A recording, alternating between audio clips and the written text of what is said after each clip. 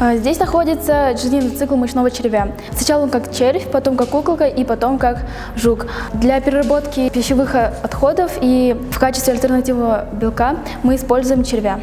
Сейчас мы вам покажем, как мы перерабатываем пищевые отходы с помощью мучных червей. Давайте начнем. Вот наши мучные черви. Пища. Капуста.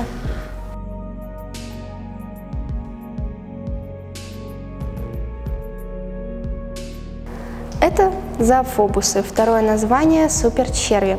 Они питаются всем, даже некоторыми видами пластика. Их можно употреблять как и в пищу, для рыбалки, для некоторых животных и даже для человека, потому что в них содержится очень много белка.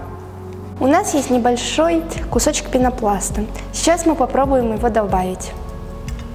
Перерабатывать они будут в течение 2-3 дней.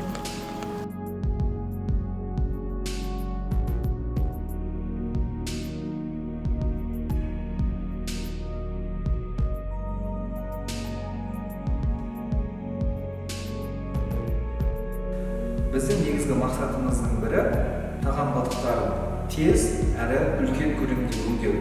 Біз мынандай мини ферманы ұсынамыз. Бұл мини ферманың құрылымы қарапайым, 2 түрлі жәшіктен құралған. Екінші жәшікке құрттардың өзі орналасады.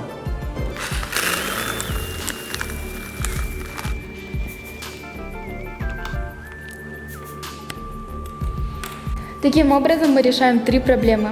Первое – это переработка мусора. Второе – это производство корма для животных. И третье – это получение альтернативного белка. Мы верим, что мы можем изменить этот мир к лучшему.